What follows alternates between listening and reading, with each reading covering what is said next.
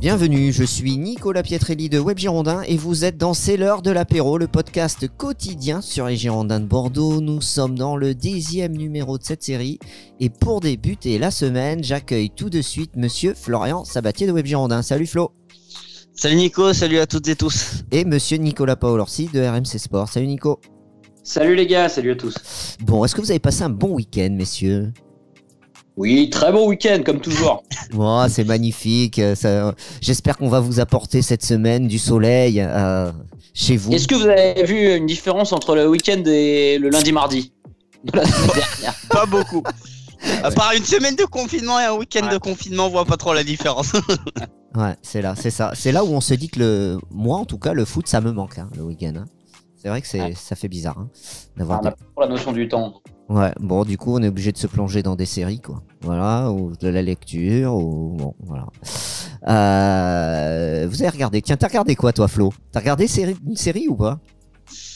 J'ai commencé à regarder, je pense un peu comme tout le monde, La Casa des Papel, honnêtement, voilà. Et puis non. Et puis moi, je crois que c'était vendredi. Je me suis calé sur les chaînes italiennes. C'était très intéressant. Il y avait un petit flashback sur Alessandro Del Piero. Donc moi, je suis resté tout le vendredi là-dessus. C'était sympa.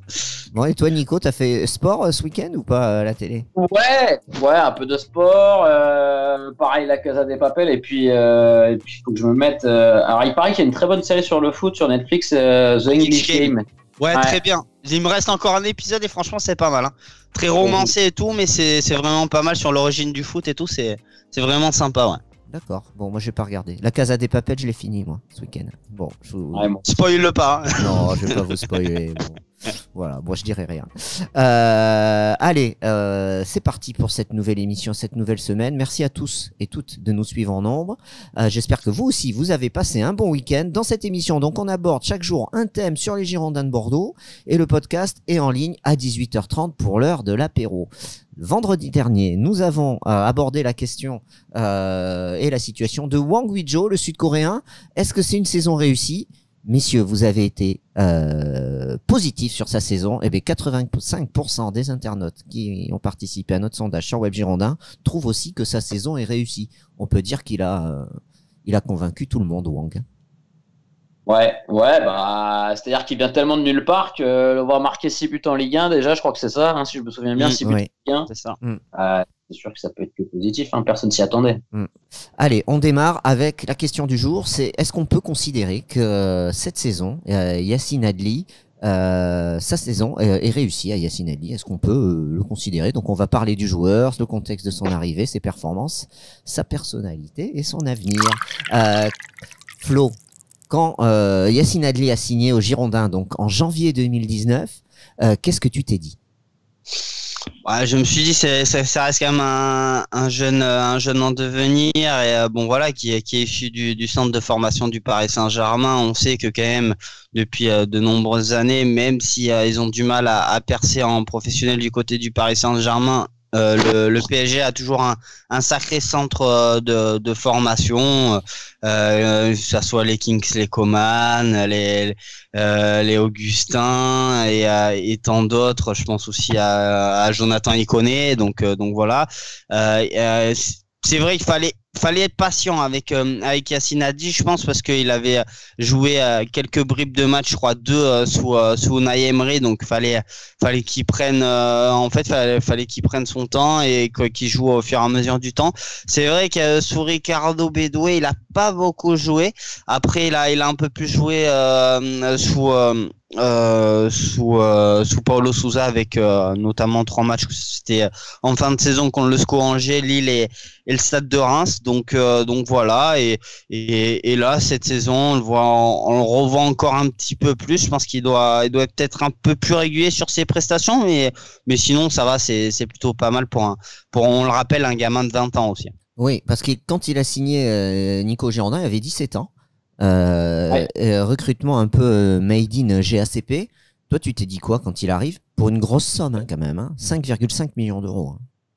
Ouais, grosse somme, oui et non. Alors moi, je me suis dit que c'était un super coup parce que c'était complètement dans le projet des Girondins de Bordeaux de faire signer des jeunes, de les développer et de les revendre, sachant qu'un mec comme Yacine Adli, qui a été très très fort dans les catégories jeunes, tu te dis que s'il fait une bonne saison, 2 bonnes saisons, qui s'épanouit un peu chez toi, tu peux vite le vendre à 15 millions, je pense maintenant, à un joueur de ce profil-là, milieu offensif, qui fait des stats, passe des buts, à droit sur coup de pied arrêté. Je pense que les enchères peuvent monter très vite. Donc moi, je me suis dit que c'était un très bon coup de Bordeaux, même si on sait que dans une potentielle vente, il y a un gros pourcentage à la revente pour le Paris Saint-Germain. Ça, c'est aussi quelque chose qu'il faut prendre en compte. Alors, j'ai plus exactement 40%. 40%. Je crois que c'est 40, ouais, exactement. Ouais. Exactement, 40%, donc c'est quand même conséquent. Tu vois, si tu le vends 10 millions d'euros, 20 millions d'euros, pardon, tu prends à peu près 10 millions d'euros. Donc c'est voilà.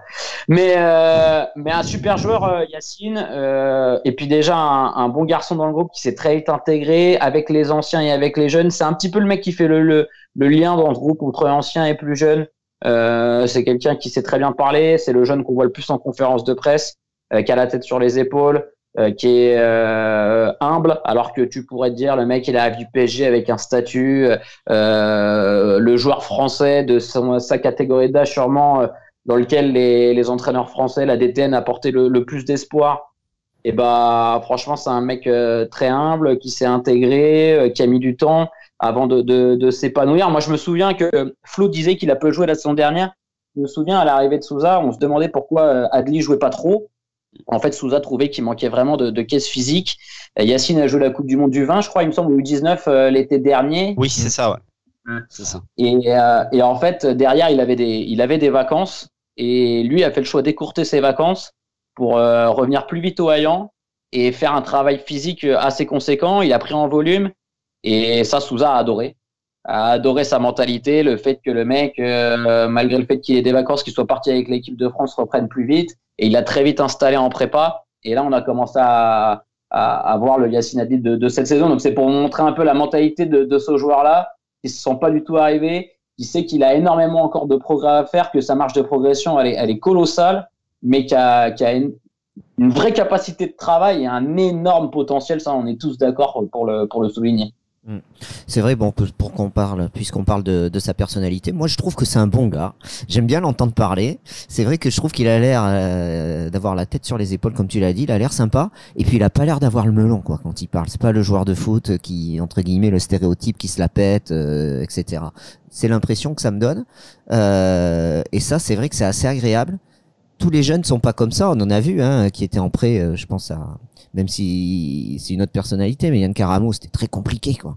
Ouais, c'est différent. Non, mais c'est différent. Après, Yann Caramo, c'était quelqu'un d'attachant, oui. Mais bon, c'est vrai qu'il a fait des erreurs au niveau professionnalisme. Mais oui, complètement. Je te rejoins sur la personnalité de Yacine. C'est vraiment un gentil mec et tout le monde te le dira dans le groupe, que ce soit Benoît Costil qui a 32 ans, que ce soit les plus jeunes, que ce soit les Brésiliens. C'est pour ça que je te parlais vraiment d'Adli dans le groupe comme un lien vraiment fort, et c'est vraiment quelqu'un qui est devenu important même dans le vestiaire parce qu'il s'entend bien avec tout le monde et il coche un peu toutes les cases, c'est-à-dire que c'est un mec qui est capable de regarder des vidéos un petit peu de vieux des fois, de mecs pour la trentaine, mais aussi d'être très jeune dans sa tête. Donc ouais, c'est vraiment quelqu'un d'important en Girondin cette année. 20 ans au mois de juillet, c'est ce qu'il aura cette année, donc il est encore très jeune. Flo, donc 200 minutes lors des 6 premiers mois à Bordeaux. Cette saison, il joue beaucoup plus. Faut quand même se remettre dans le contexte. C'est un joueur qui avait très peu de minutes de jeu en Ligue 1 lorsqu'il arrive à Bordeaux. Cette année, c'est 25 matchs, 3 buts, 3 passes décisives, 1200 minutes de jeu. Est-ce qu'on peut dire que sportivement, c'est une saison réussie, Flo? Pour moi, oui et non, parce que c'est vrai que par exemple, moi je me rappelle vraiment peut-être une de ses plus belles prestations cette saison, c'est par exemple à Amiens où il te colle ce doublé avec ce super but avant quasiment aux 25 mètres avec un magnifique intérieur du pied. C'était magnifique. Ouais, voilà. Et puis le deuxième but derrière où il te plante un super coup franc côté justement côté fermé où il y a le gardien et qui surprend un peu tout le monde et Gertner avec. Donc voilà, c'est il peut faire des prestations comme celle-là et puis de temps en temps je pense que c'est pas sa pire prestation, mais c'est vrai que contre Marseille où il marque ce but magnifique, il prend ce carton jaune un peu tôt et donc du coup t'es obligé un petit peu le sortir un peu au niveau de la force des choses pour Paulo Sousa parce que si jamais il prend un deuxième jaune, tu finis à 10. Et tu vois que en le sortant, finalement, tu connais certaines difficultés.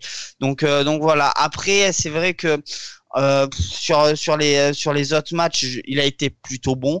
Mais c'est vrai que je trouvais ces dernières semaines qu'il avait plus de faculté à performer quand il rentrait en cours de partie que quand il était titulaire, parce que par exemple sur le match contre Saint-Etienne, il te fait vraiment 10-15 très bonnes premières minutes et puis après derrière il disparaît petit à petit. Alors est-ce que c'est du fait de son physique ou par exemple Paulo Sousa nous dit de temps en temps qu'il faut qu'il améliore et qu'il le travaille, ça je sais pas trop. Et puis après c'est vrai que en ce moment on a eu l'impression que Paulo Sousa voulait absolument peut-être le faire jouer sur le côté gauche. Alors c'est bien parce que ça lui permet de rentrer sur son pied droit pour aller chercher le second poteau quand il y a la possibilité. Mais voilà. Mais je sais pas. J'ai un avis assez mitigé pour dire s'il a réussi vraiment sa saison ou pas. Parce que il y a sur certaines prestations, il y a certaines petites choses qui me gênent un petit peu. Mais après c'est pas non plus uniquement de sa faute parce qu'il y a eu aussi cette prestation en demi-teinte à Pau. Mais je pense que le faire jouer devant la défense avec Youssef Aïd Benasser, c'était peut-être pas la meilleure des solutions. Alors moi, je vais être un petit peu plus positif que Flo. Moi, je pense que Yacine Adli fait une bonne saison. Déjà parce que c'est un tout jeune joueur et que c'est sa première saison de Ligue 1, on l'a dit. Avant d'arriver à Bordeaux, c'était 7 minutes seulement de jeu avec le PSG, je crois, sur un dernier match de la saison. Enfin bref. Donc en gros, il n'avait pas joué en Ligue 1 avant d'arriver à Bordeaux, clairement.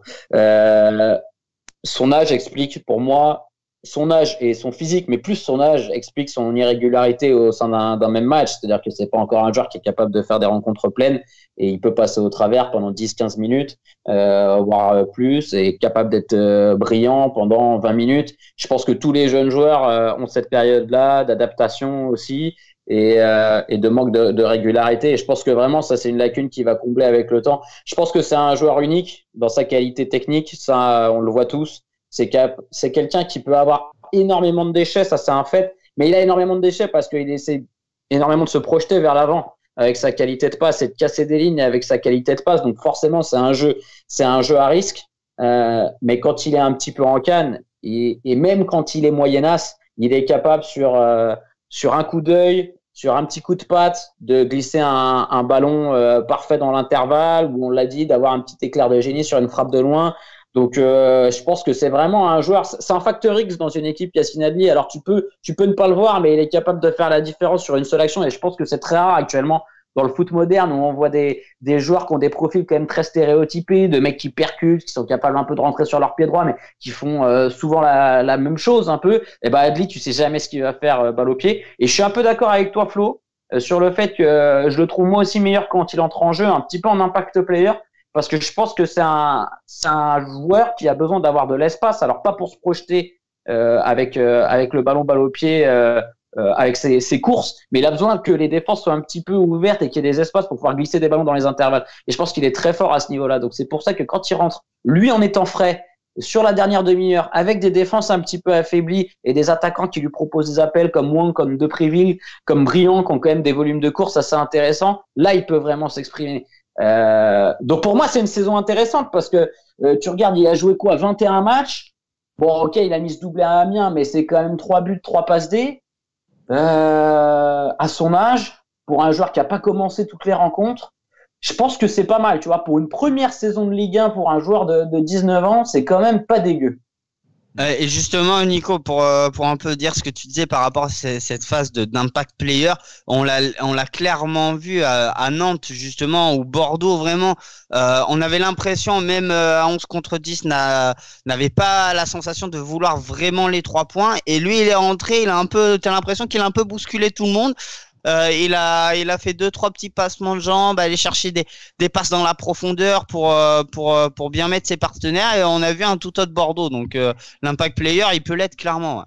Au niveau des supporters, c'est vrai qu'il y a beaucoup d'attentes concernant Yacine Adli, et c'est vrai que là où on peut considérer qu'il a un axe de progrès, moi ce que j'ai remarqué souvent quand il est titulaire, il rentre, il fait 10-15 bonnes minutes et il se prend un tampon, il se prend un coup physique, un contact, et après tu le vois plus. Et ça, c'est vrai que c'est récurrent chez lui. Et dès que tu as un peu d'impact physique ou c'est serré ou que l'adversaire met le pied, ben, tout de suite il s'éteint, quoi. Et je me demande si mais il a 19 ans, la Ligue 1, on peut dire ce qu'on veut de la Ligue 1, c'est peut-être pas le plus beau championnat du monde. Techniquement, on se régale peut-être pas, mais c'est un championnat qui est très compliqué. Au niveau physique, c'est dur. Il y a des blocs bas qui sont très costauds, des charnières centrales dures sur l'homme, des milieux de terrain défensifs. Quand vous allez jouer sur des terrains comme Dijon, on a l'impression que c'est facile, mais allez vous taper un milieu de terrain, Lotoa, Didier Ndong, ça c'est des mecs qui sont durs sur l'homme. Hein. Ah, oui. Donc voilà, quand tu as 19 piges, que tu es un petit peu technique, que les mecs en face savent que tu vas faire quelques gris-gris et qu'il va falloir être dur sur toi. Voilà, t'as 19 piges, tu sais que tu vas prendre des coups, bon bah c'est pas facile. C'est sûr que et il le sait, sa marge de progression au niveau physique, elle est encore énorme. Il est pas encore sûr de lui dans son jeu, mais comme on le dit, hein, on a beaucoup d'attentes maintenant dans le foot moderne. Dès qu'on achète un joueur, surtout de 18 ans, qui a été très fort en jeune, on pense que ça va devenir Mbappé directement. Des Mbappé, il y en a un, hein, et encore. Hein, voilà, donc Yacine Adli, faut lui laisser le temps de se développer. C'est un joueur qui arrivera certainement à maturité un petit peu plus tard que ce qu'on pensait. C'est certainement un joueur qui va avoir une très belle carrière, je pense. Peut-être que la Ligue 1 n'est pas le meilleur championnat pour lui pour s'exprimer. C'est clairement un mec qui a le profil pour jouer en Espagne. Mais voilà, lui, il a envie de se développer en Ligue 1. Il a envie de continuer à apprendre. Et c'est quand même Enfin, moi, j'adore ce joueur. Quand on a un joueur comme ça dans une équipe, techniquement, quand on est supporter, je pense qu'on kiffe, même s'il a une marge de progression énorme. Il est beau à avoir joué, Yacine Adli. Il a une nonchalance parfois à la Yoann Nikou, je trouve. Ouais, mais il est élégant, tu vois. Après, il est grand. Hein. Adli est grand, contrairement à ce qu'on peut penser. Alors, je sais pas exactement ses mensurations, mais je pense qu'il fait bien son petit 1m82, 83, 86 même, tu vois là. Ouais. Je suis sûr. 1m86, donc c'est quelqu'un qui est grand. C'est pour ça que tu as la sensation des fois qu'il est nonchalant, il fait des trucs un peu chaloupés. Ouais, c'est quoi son poste ? Si on peut caractériser on dit tiens, Adli, c'est quoi? C'est un milieu offensif, milieu relayeur? Ouais, moi je dirais milieu offensif, milieu relayeur, j'ai un peu du mal. À la limite, ouais, encore même dans cette position de numéro 8, pour moi je préfère le voir un cran plus haut, parce que comme le dit Nico, franchement il a des qualités techniques incroyables. Moi je me rappelle de ses premiers matchs avec Bordeaux, je crois que c'était avec un confrère, je crois de l'équipe ou un GRI de l'équipe, et justement on se disait franchement il a quelque chose dans sa faculté à changer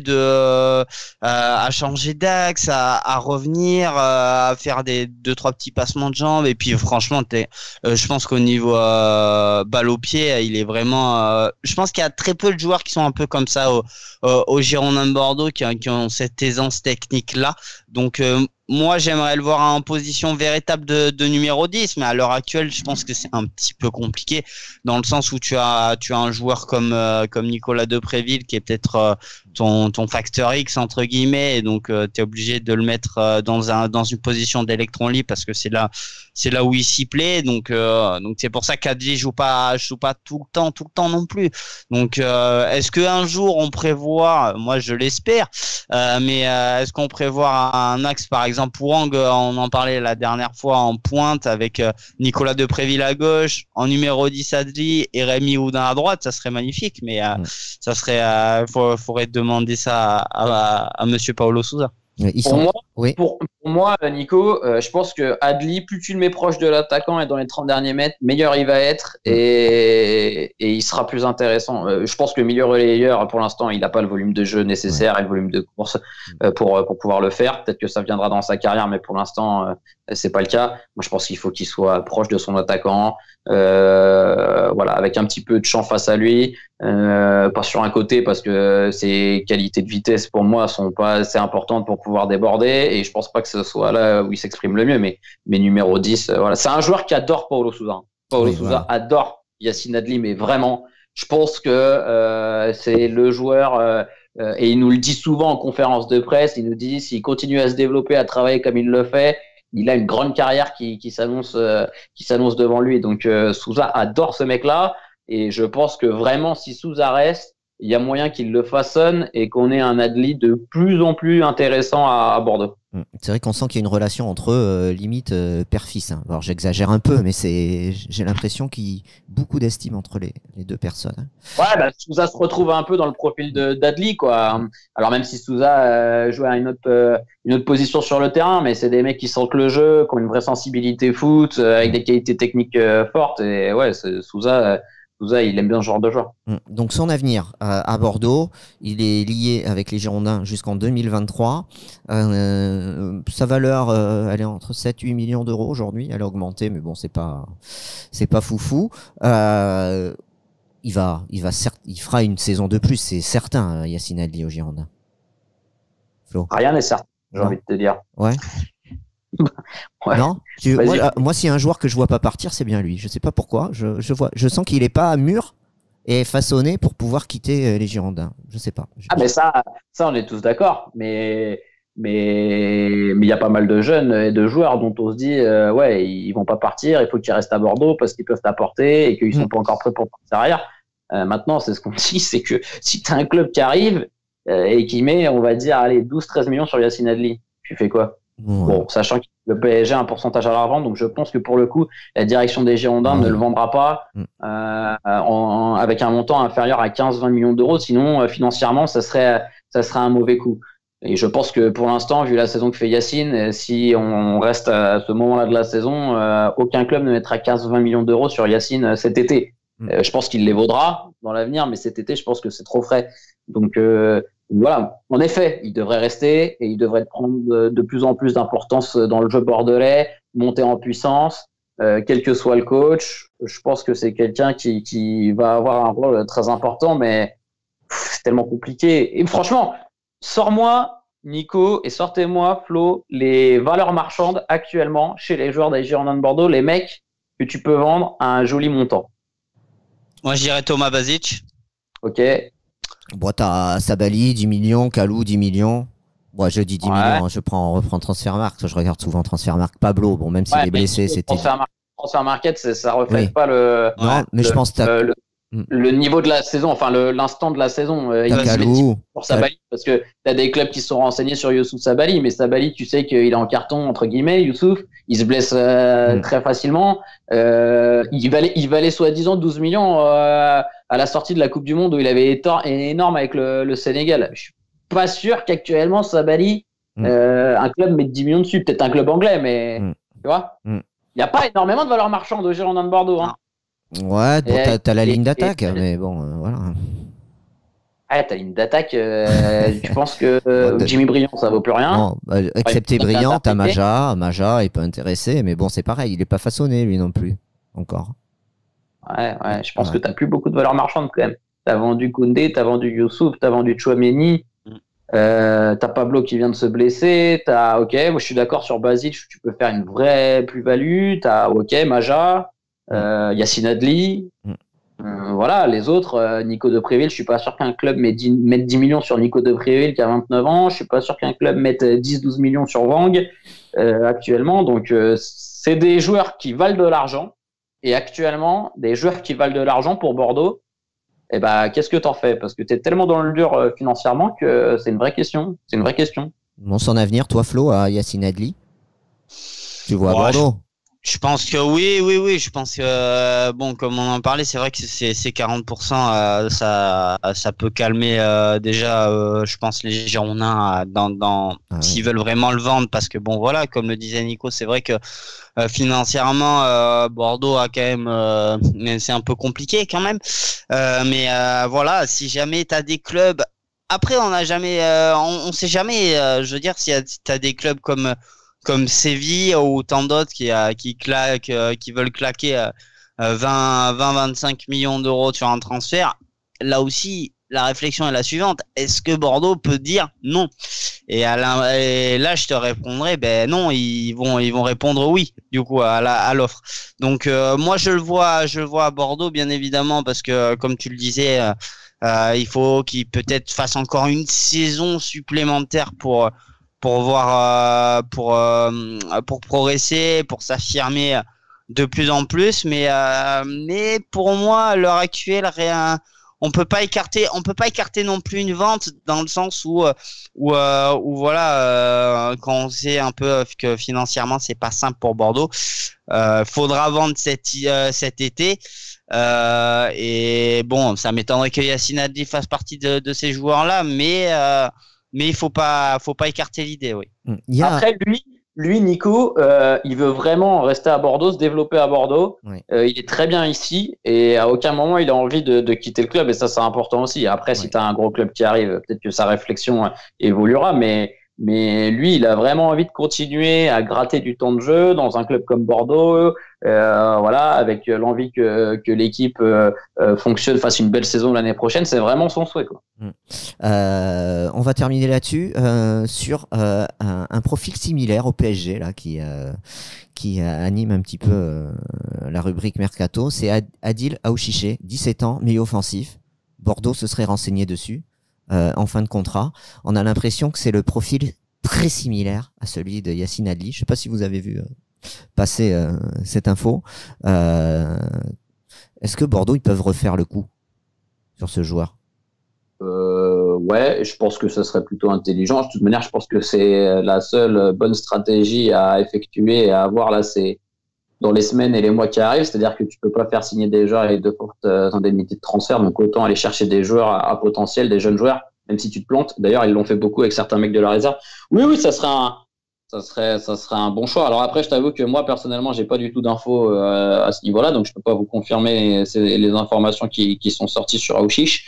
Je sais qu'il y a beaucoup de clubs qui s'intéressent à lui, très certainement Bordeaux, parce que voilà, en plus depuis, comme tu le disais, qu'ils ont fait aller, ils ont une bonne connexion avec le PSG, ça peut forcément aider.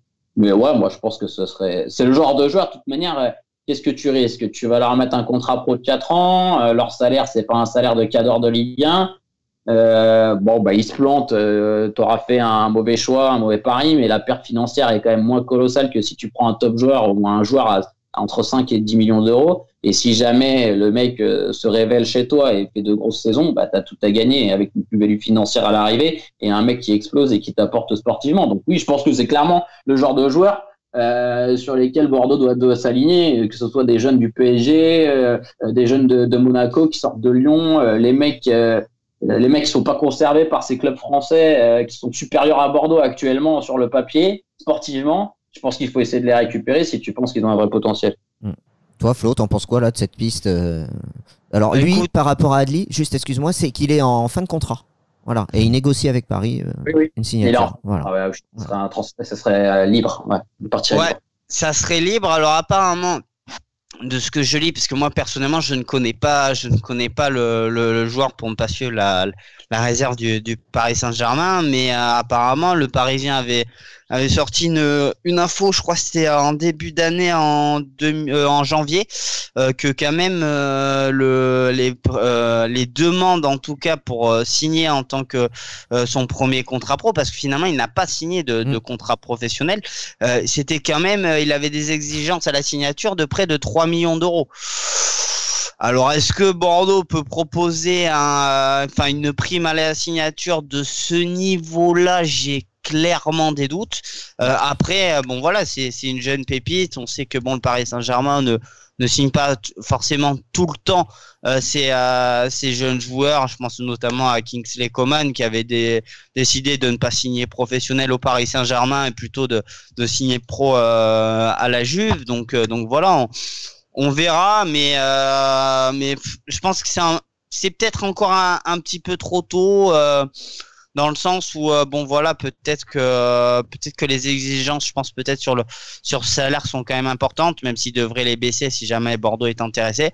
Ça reste des pistes intéressantes comme le disait Nico, c'est-à-dire dans le sens où voilà, c'est des joueurs qui sont libres à la fin de la saison, donc faut aller piocher sur ces joueurs-là parce que finalement tu vas dépenser 10 millions d'euros sur Rémi Houdin au mois de juillet, donc tu auras peut-être pas un portefeuille si important cet été, donc faut aller piocher des petits joueurs comme ça. Par contre, ça c'est sûr. On n'a pas vu son agent. J'ai pas vu qui était son agent. J'ai cherché, j'ai pas trouvé. Pour voir si c'était le même que Yacine Adli. Yacine Adli, son agent, c'est le même que Moussa Dembélé. Moussa. Ousmane. Ousmane, pardon, oui. Ousmane, oui. Bon, ben messieurs, merci pour ce bilan sur Yacine Adli qui est plutôt positif. Les internautes et les auditeurs et auditrices pourront eux aussi donner leur avis, donnez-le nous et dites-nous si vous aussi vous trouvez que la saison de Yacine Adli est réussie. Demain on parlera peut-être des filles, on va voir, ou peut-être d'Otavio Pablo, faire un bilan des deux Brésiliens. Voilà. Messieurs, merci. Merci à toi. Et bah à demain. Et bien à demain. Bon apéro à vous. Bonne journée et bonne soirée si vous écoutez ça en soirée. En tout cas, merci de nous écouter. Bye bye. Ciao, ciao.